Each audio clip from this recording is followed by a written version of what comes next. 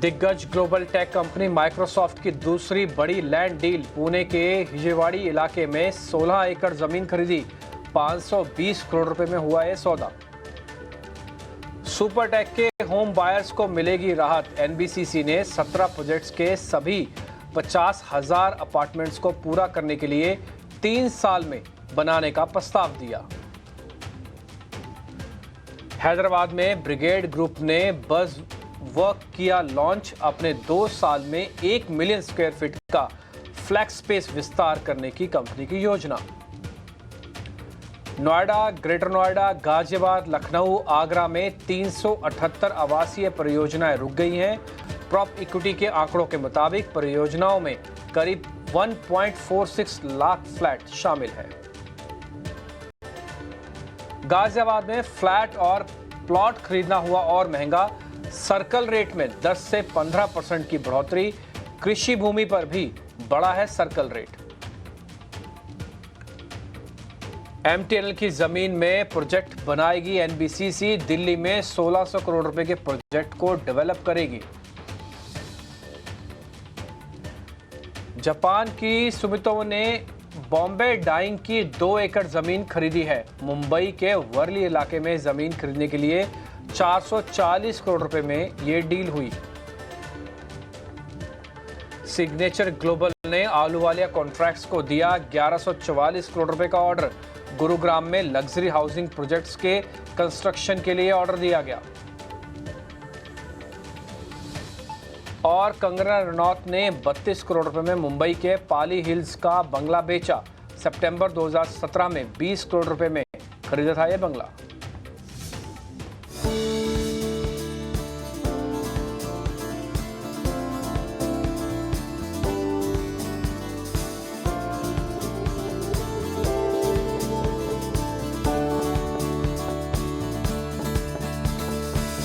तो गुड़गांव के बाद आज हम पहुंच गए हैं नोएडा, और नोएडा की इस खूबसूरती को मेरे शहर के अंदर मैं आपको बताता हूं। असल में आपको पता है कि नोएडा का गठन क्यों हुआ था। 1976 के अंदर जब दिल्ली के ऊपर काफ़ी ज़्यादा लोड बढ़ रहा था, वहाँ पे थोड़ी डेवलपमेंट हो रही थी, तो इंडस्ट्री को स्पेस चाहिए था। एक जगह पर इंडस्ट्री, वहीं पर लोग रहे, ऐसा थोड़ा मुश्किल हो रहा था। इसलिए दिल्ली से बिल्कुल सटे हुए एरिया में इंडस्ट्रीज को सेटअप किया गया। और उसके अंदर अगर आप देखेंगे तो नोएडा को सबसे ज़्यादा इंपॉर्टेंस दी गई। ये उत्तर प्रदेश सरकार का एक पार्ट था। New Okhla industrial development authority गठन किया गया, जो कि नोएडा को डेवलप करती, यानी इस एरिया को डेवलप करती। यहाँ पे लोग पहले रहने के लिए नहीं आए थे, यहाँ पे लोग पहले काम करने के लिए आए। जो लोग यहाँ पर आए, धीरे धीरे करके अपने घर बनाते गए, रहते गए। फिर सरकार को समझ में आया कि यहाँ पे तो एक बड़ा मेगा प्लान भी लेके आया जा सकता है। फिर आप देखेंगे सड़कें यहाँ पे चौड़ी चौड़ी की गई, बनाई गई। शहर को खूबसूरती के साथ डेवलप करने के लिए मास्टर प्लान्स बनाए गए। और आज जिस खूबसूरत नोएडा को आप देख पा रहे हैं, उस नोएडा के पीछे कम से कम 25 से 30 साल पुरानी मेहनत है। मैं कुछ पॉइंट्स आपके सामने रखता हूँ, जैसे कि उत्तर प्रदेश की ये सबसे ग्रीनेस्ट सिटीज में से एक है। अगर आप नोएडा को क्रॉस भी कर रहे हैं ना, तो भी आपको ग्रीनरी यहाँ पे साफ साफ दिखेगी। इसकी फेमस किस चीज़ के लिए है? ये एक्चुअली में एजुकेशन हब है। यहाँ पर अगर आप 10 लोगों का सैंपल देखेंगे जो पढ़ने के लिए लोग आ रहे हैं ना, तो उसमें से आपको स्टूडेंट थोड़े ज़्यादा दिखेंगे बजाय काम करने वाले लोग। एक और चीज़ जो नोएडा, ग्रेटर नोएडा को बहुत फेमस करती है, वो इसका एक्सप्रेसवे है। एक्चुअली में एक्सप्रेसवे की पहचान नोएडा, ग्रेटर नोएडा के एक्सप्रेसवे से हुई थी, जहां पे 6 लेन का एक्सप्रेसवे बनाया गया। उसके बाद लोगों को फील हुआ कि अच्छा, एक्सप्रेसवे ऐसे भी हो सकते हैं जो शहरों से निकाले जा सकते हैं। उसके बाद धीरे धीरे करके आपने इसके और एक्सप्रेसवे को क्रॉस होते हुए देखा। आपको पता ही है कि मुंबई कॉरिडोर भी इसके साथ टच किया हुआ है, और साथ ही कई और एक्सप्रेसवे जो है अब नोएडा से साइड में लगे हुए हैं। अब इसकी बात आती है, और नोएडा किस चीज़ के लिए फेमस है? फिल्म सिटी के लिए। ये फिल्म मेकिंग का और प्रोडक्शंस का बहुत बड़ा हब है। जिस जगह हम खड़े हैं वो खुद अपने आप में एक फिल्म सिटी का पार्ट है, और अभी फिल्म सिटी 1 के अलावा फिल्म सिटी 2 भी शुरू की जा रही है। नोएडा इस चीज़ के लिए भी फेमस है कि वहाँ पे स्पोर्ट्स और रिक्रिएशनल एक्टिविटीज़ को काफ़ी ज़्यादा तवज्जो दी जाती है। अगर आप स्टेडियम के लिहाज से देखेंगे या फिर स्पोर्ट्स एरिना के हिसाब से देखेंगे, तो गाजियाबाद, नोएडा, फरीदाबाद, गुड़गांव और दिल्ली में अगर सबसे अच्छा कहीं पर रिक्रिएशनल या स्पोर्ट्स एक्टिविटीज को क्रिएट किया जा रहा है वो नोएडा और ग्रेटर नोएडा के अंदर किया जा रहा है। आईटी का, स्टार्टअप्स का, सपोर्ट सिस्टम का, रोबोटिक का, आर्टिफिशियल का, एंटरप्रेन्योरशिप का, ये धीरे धीरे करके हब बनाया जा रहा है। इसको बहुत ही खूबसूरती के साथ सेगमेंट टू सेगमेंट नोटिस किए गए हैं। जैसे अगर आप कभी परी चौक की तरफ यानी कि ग्रेटर नोएडा की तरफ जा रहे हैं तो उस ग्रेटर नोएडा के अंदर ये सारी चीजें आपको दिखेंगी।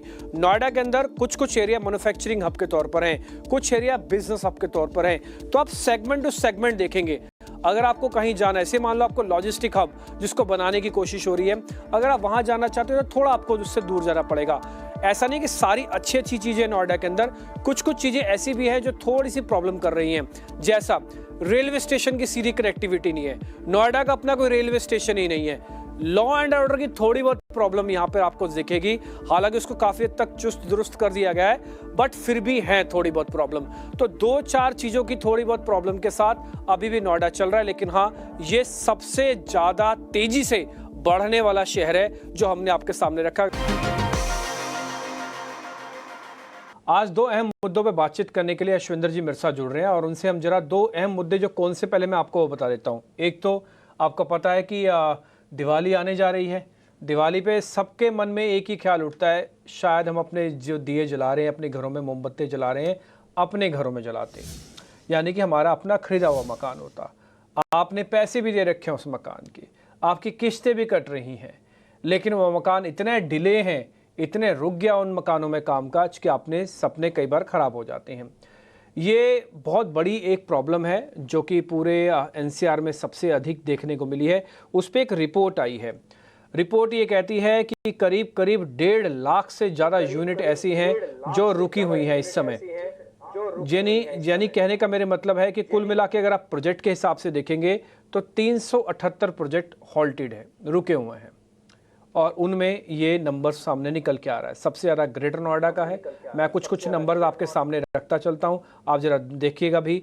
करीब 167 प्रोजेक्ट ऐसे हैं जिस पे काम रुका हुआ है। 74,000 से ज़्यादा यूनिट है ग्रेटर नोएडा के अंदर। नोएडा के अंदर 103 प्रोजेक्ट हैं, गाज़ियाबाद के अंदर करीब 50 प्रोजेक्ट हैं, और लखनऊ के अंदर करीब 48 प्रोजेक्ट ऐसे हैं जो रुके हुए हैं। सबकी संख्या मिला दिया जाए तो करीब करीब 350 से ज़्यादा प्रोजेक्ट बनते हैं, और ये टोटल जो यूनिट्स हैं घरों की वो 1.46 लाख यूनिट्स को क्रॉस कर जाते हैं। अश्विंदर सर, बहुत शुक्रिया पहले तो समय देने के लिए। ये जो मैंने आंकड़ा रखा, ये आंकड़ा देखिए, डिमांड इतनी ज़्यादा है, हम बार बार सुनते हैं कि सप्लाई कम है इसलिए दाम बहुत तेज़ी से बढ़ रहे हैं, लेकिन जब ये आंकड़ा देखते हैं तो कई बार प्राइसिंग पे हमको डाउट होता है कि जो प्राइसिंग एक्चुअली दिख रही है वो है भी। प्रोजेक्ट तो बहुत सारे रुके हुए हैं, लोगों को टाइम पे मकान नहीं मिल रहा, प्रोजेक्ट पे काम रुका हुआ है, फिर कितनी डिमांड क्यों है, फिर इतने दाम क्यों बढ़ रहे हैं सर? बहुत इंटरेस्टिंग टॉपिक है डिम्पी जी, और इसके अंदर हमें दो चीजों में डिवाइड करना पड़ेगा इसको। एक प्री रेरा रिजीम है और एक पोस्ट रेरा रिजीम है।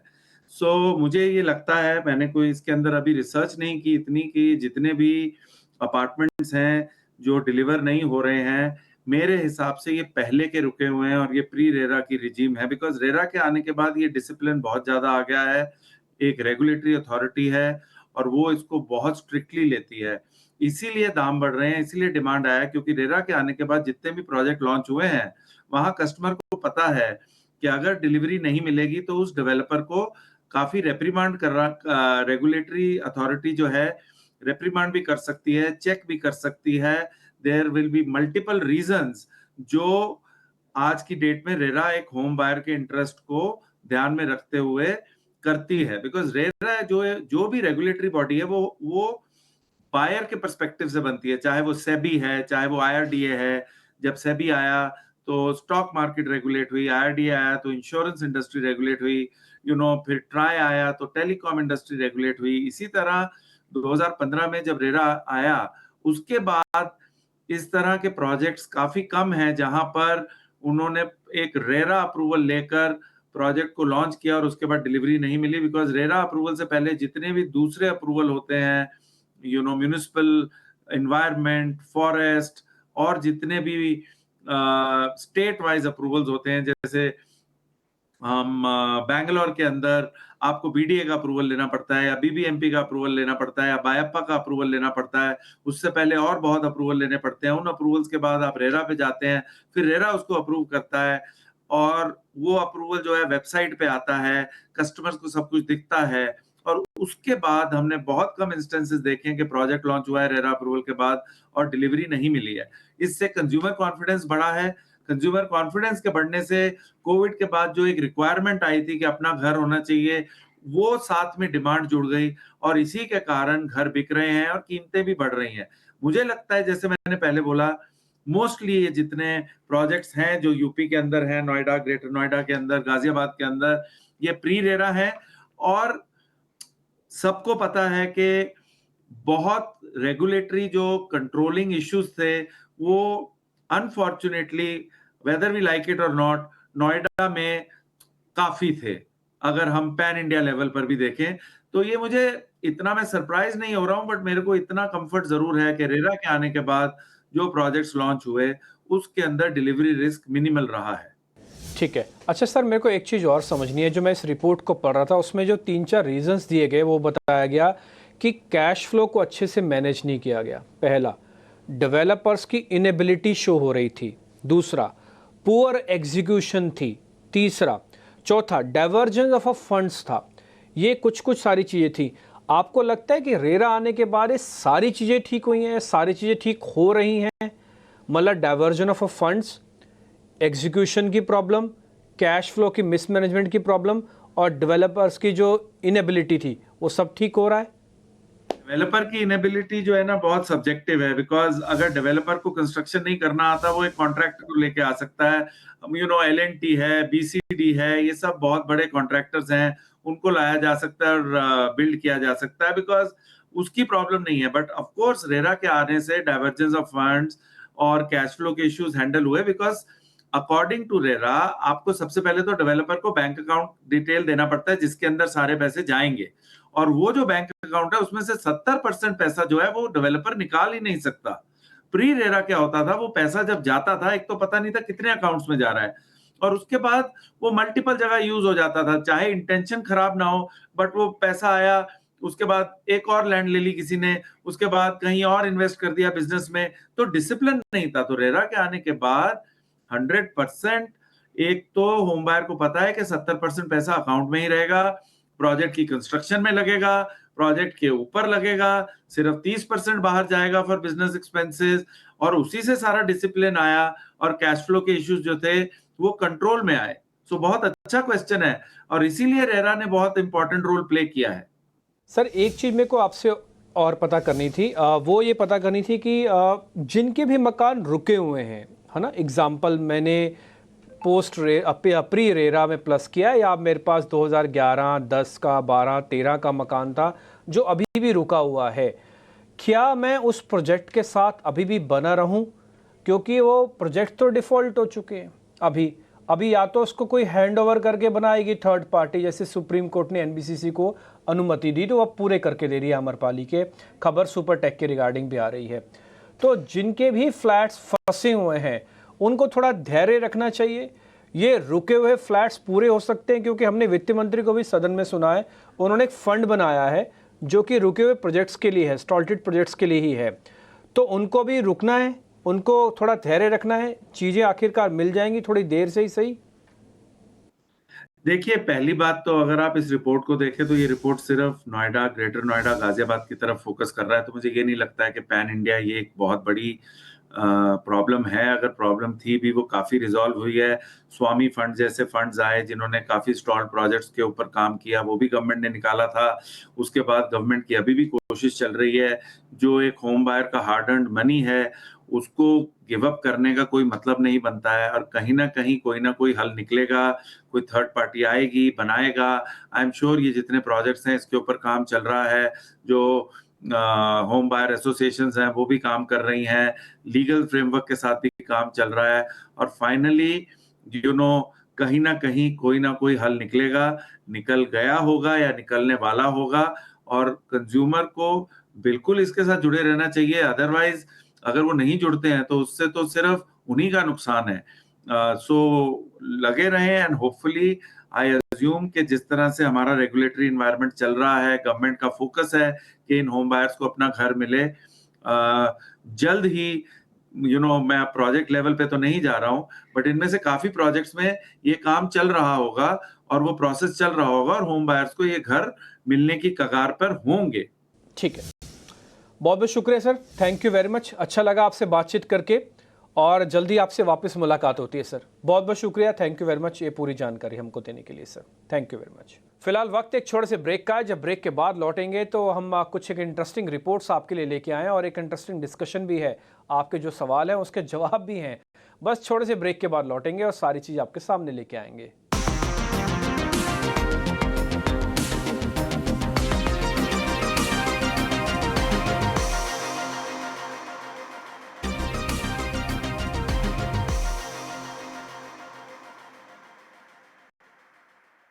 ब्रेक के बाद एक बार फिर आपका स्वागत है कार्यक्रम में। तो एक रिपोर्ट हम आपके सामने रखते हैं, जो रिपोर्ट आपके अगर कमर्शियल सेगमेंट को लेके कुछ डाउट या आपके मन में कुछ क्वेश्चंस चल रहे हैं, ये रिपोर्ट काफ़ी हद तक आपको गाइड करने के काम आएगी।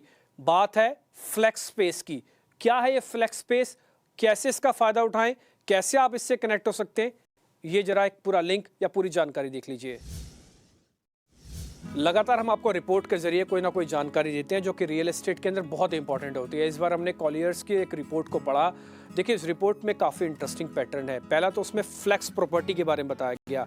ये फ्लेक्स प्रॉपर्टी क्या होती है या फ्लेक्स स्पेस क्या होता है? फ्लेक्स स्पेस अपने नाम से क्लियर है। फ्लेक्स स्पेस का मतलब है जहां पर सारे काम किए जा सकें। जैसे कि मैन्युफैक्चरिंग करनी है तो इस्तेमाल कर लो, ऑफिस खोलना है तो इस्तेमाल कर लो, वेयर हाउस बनाना है तो इस्तेमाल कर लो, गोडाउन या डंपिंग यार्ड बनाना है तो इस्तेमाल कर लो, कॉल सेंटर खोलना है तो वो आप इस्तेमाल कर सकते हो।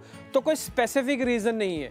आप मैन्युफैक्चरिंग, ऑफिस, वेयर यार्ड जो भी आप क्रिएट करना चाहे कर सकते हैं। वो जो फ्लेक्स स्पेस है उसकी डिमांड बहुत तेजी से बढ़ भी रही है और ये कॉलियर की जो रिपोर्ट है वो ये कहती है कि 80% निवेशक अब उसी की तरफ बढ़ रहे हैं अगले 3 से 5 साल में।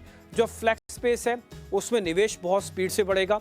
3 से 5 साल में फ्लेक्स स्पेस के जरिए करीब 60% खरीदारों के पास ये माल पहुंचने जा रहा है। एग्जाम्पल के लिए मैं बताता हूं इस रिपोर्ट को समझने के लिए कि मान लीजिए मेरे को कोई ज़मीन खरीदनी है या मेरे को कोई स्पेस खरीदनी है, तो मैं अपने पहले माइंड में मेरे जो क्वेश्चन चल रहा है, आउट ऑफ 100 60% खरीदार ये सोच रहे हैं कि मेरे को ऐसी लैंड मिल जाए जहाँ पे फ्लेक्सिबल ऑफ वर्क हो पाए।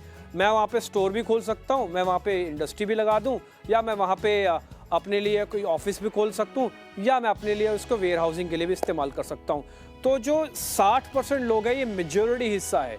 आप ये सोचिए कि 100 रुपये में से 60 रुपया इसी तरफ चेज कर रहा है मार्केट के अंदर। तो ये मार्केट 2 गुना से 3 गुना भी हो सकता है। तो जो प्रॉपर्टी बेच रहे हैं खासकर उनको इस चीज़ का ध्यान रखना चाहिए कि अगर उनकी लैंड फ्लेक्स स्पेस के अंदर आती है, यानी कि फ्लेक्सिबल है, तो आपको बहुत अच्छे प्रीमियम मिलेंगे। और जो लोग प्रॉपर्टी खरीदना चाहते हैं वो इस ट्रेंड को फॉलो कर सकते हैं इस रिपोर्ट के साथ कि आपको फ्लेक्स स्पेस की तरफ जाना चाहिए, जहां पर आपको काम भी मिलेगा और हो सकता है बढ़िया इन्वेस्टमेंट हो जाए, उसका बेनिफिट भी मिलेगा। एक और आंकड़ा आपके सामने रखता हूं, 40% निवेशकों के मुताबिक जो फ्लेक्स स्पेस है वो कोर कारोबार के लिए भी अच्छे मौके देता है। ये कोर कारोबार क्या है? इंडिया में जो सबसे बड़ा कारोबार है BFSI है, IT है, इस तरह से थोड़ी बहुत मैन्युफैक्चरिंग है, थोड़ा बहुत PLI से मैन्युफैक्चरिंग होती है। तो अगर आप इन 4-5 चीज़ों से जुड़े हुए हैं तो 40% निवेशक इसी तरह की प्रॉपर्टी को चेज कर रहा है मार्केट में। वो चाहे गुरुग्राम हो, वो चाहे नोएडा हो, वो चाहे बेंगलुरु हो, वो चाहे कोई भी सिटी क्यों ना हो इंडिया की। तो जो फ्लेक्सिबल स्पेस है, जिसको हम फ्लेक्स स्पेस कहते हैं, इसकी डिमांड काफ़ी ज़्यादा है। और एक और चीज़, इसी आउट ऑफ 100 में से 45% निवेशकों को कोर ऑफिस में निवेश उनकी पहली पसंद है।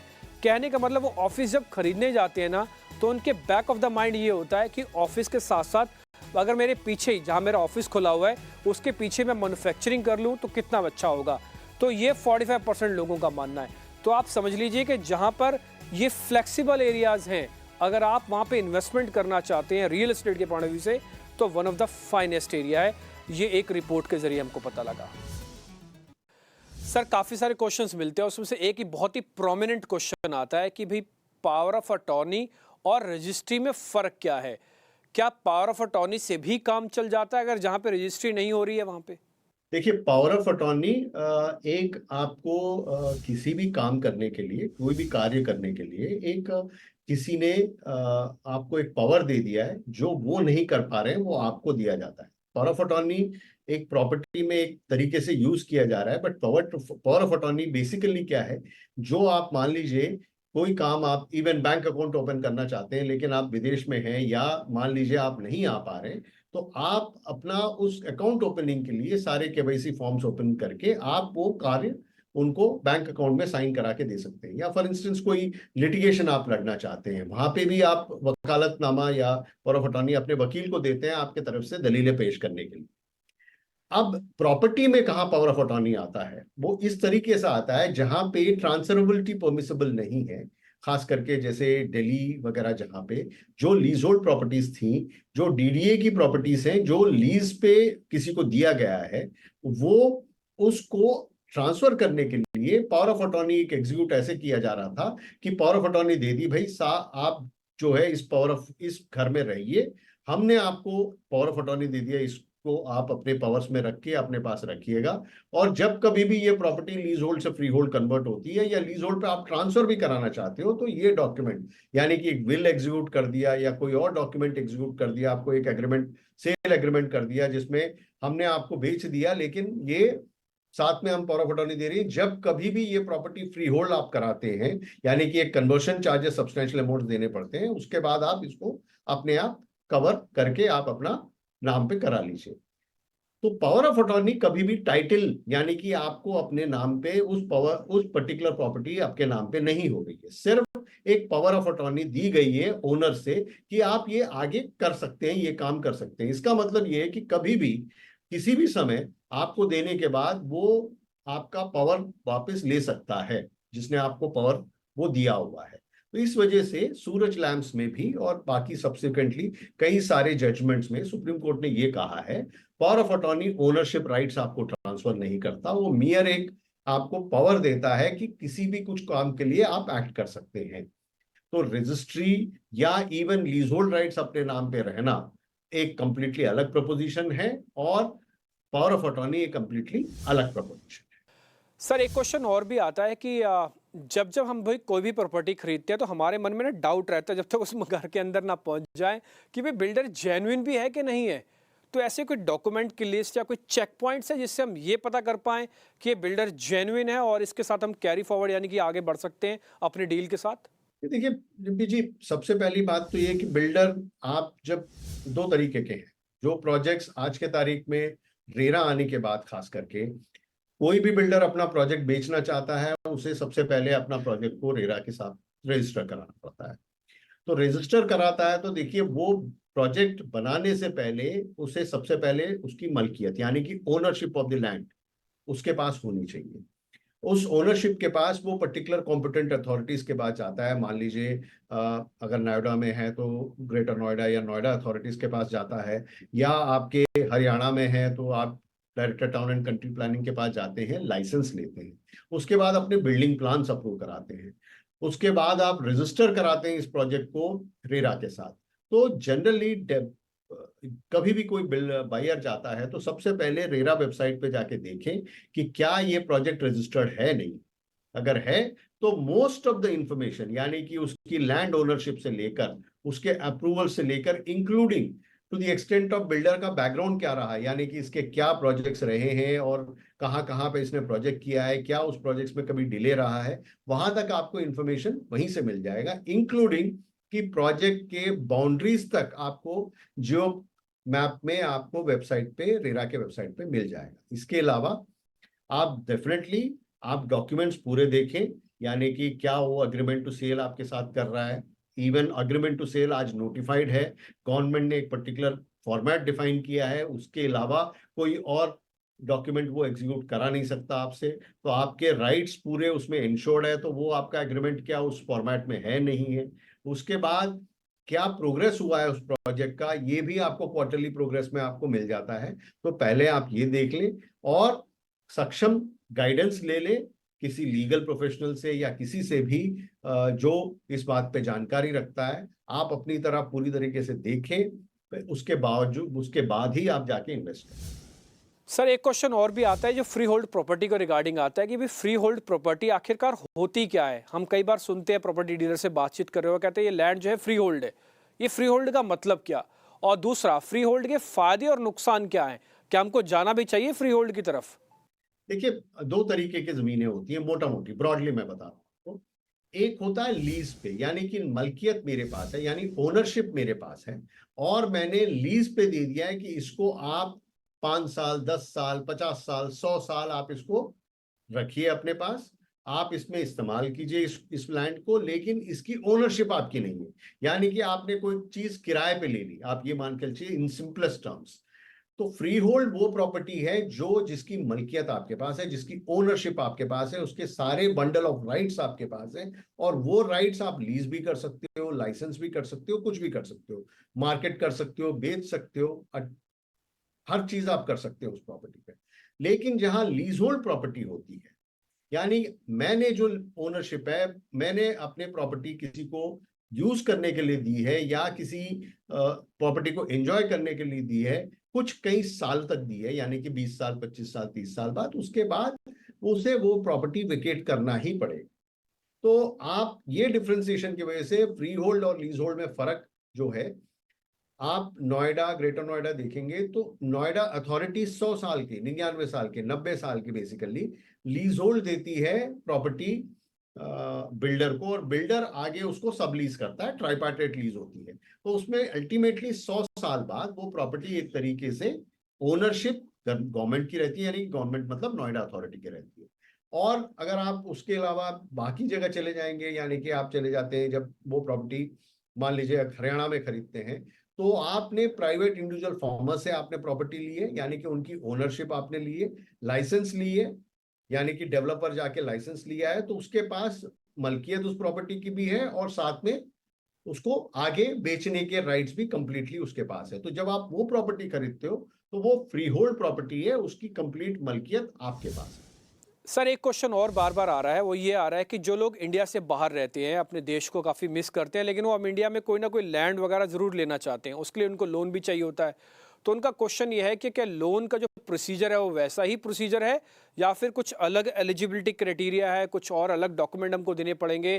क्योंकि हम तो कनाडा में रहते हैं, यूके में रहते हैं, ऑस्ट्रेलिया में रहते हैं, हम इंडियन बैंक से लोन कैसे लेंगे? हमको डॉक्यूमेंटेशन में क्या देना पड़ेगा? नहीं, मोस्टली देखिए सारे डॉक्यूमेंटेशन सिमिलर है, उसको अपने वहां के इनकम स्टेटमेंट्स वगैरह देने पड़ेंगे, इंक्लूडिंग एक क्रेडिट रिपोर्ट जो है, इनवेरिएबली बाहर के उनके क्रेडिट रिपोर्ट मांगा जाता है। इसके अलावा वो FCNR ऑर्डिनरी अकाउंट से ही अपने पेमेंट्स कर पाएगा। और लोन्स जो भी अवेल होती हैं नेचुरली, आपके अगर आप इनकम टैक्स असेस्ड बाहर हो और इंडिया में NRI हो, तो आपकी यहाँ पे भी जो इन्फॉर्मेशन जाती है तो वो रिटर्न्स आपको सबमिट करने पड़ते हैं। बट मेजर डिस्टिंक्शन ये है कि NRI कोई एग्रीकल्चर लैंड वगैरह नहीं ओन कर सकता है, वो रियल एस्टेट कन्वर्टेड प्रॉपर्टी ही ओन कर सकता है।